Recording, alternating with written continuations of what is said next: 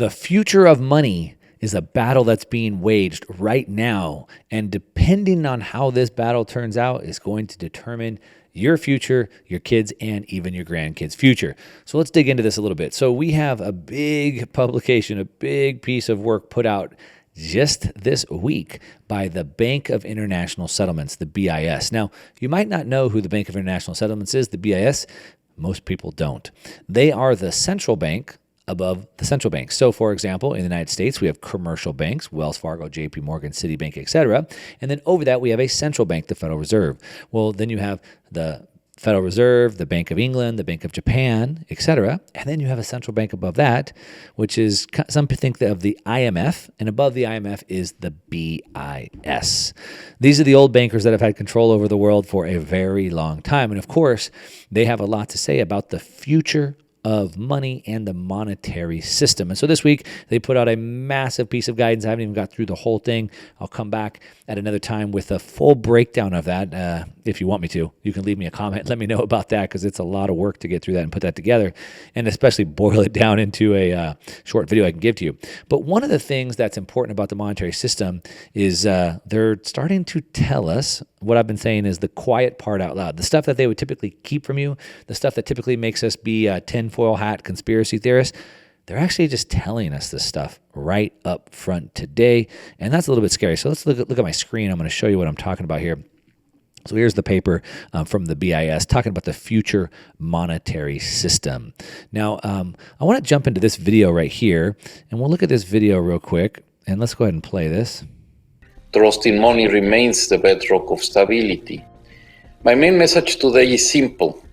The soul of money belongs neither to a big tech nor to an anonymous ledger.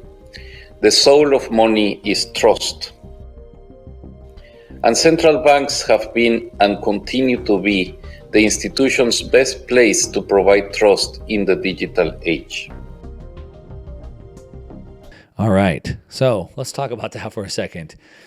The soul of money. First of all, money doesn't have a soul. Humans, we have a soul.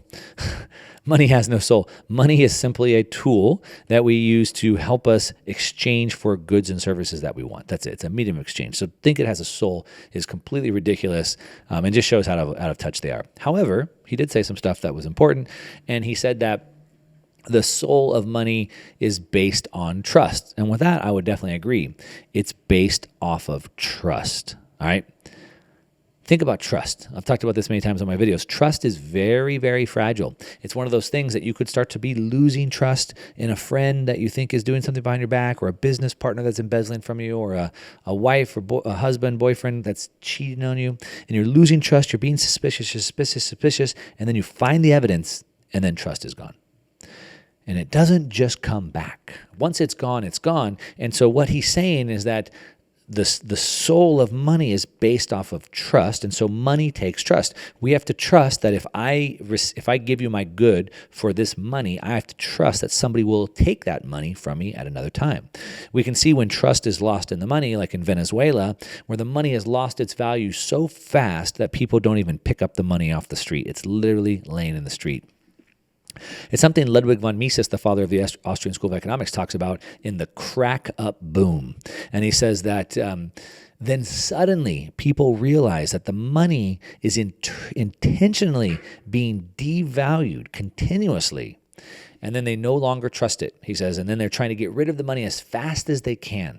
When trust is lost, he talks about it. And so to their point, I would agree it's based off of trust, but I want to show you a couple reasons why we can't trust them and what a much better system is. So let's take a look at this. So if you see on my screen here, here's a little tweet I pulled up. The U.S. government has defaulted twice, one in 1933 and then once in 1971. So let's just take a look at this right here.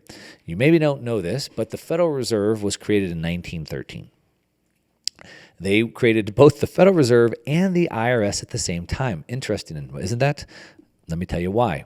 So the Federal Reserve was created to print fake paper, counterfeit dollars, and back then, they were supposed to now accept that as money. Who the heck is going to accept this fake fiat paper as real money? Nobody. But I have a good idea. Here's what we'll do. We'll have a good plan. We'll create the Federal Reserve with the fake money and the IRS at the same time.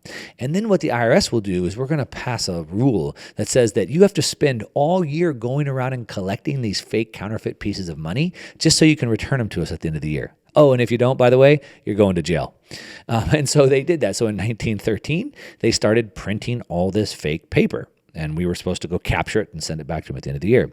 Well, from 1913, they started printing these IOUs that were supposed to be backed by gold, meaning I could take these paper certificates anytime, I can go to the bank and I could redeem them for gold.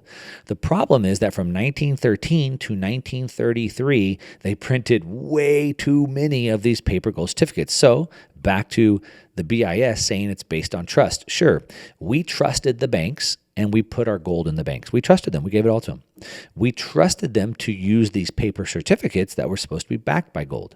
We trusted them that they told us that anytime we wanted, we could redeem these paper gold certificates for the actual gold. We trusted them. We did.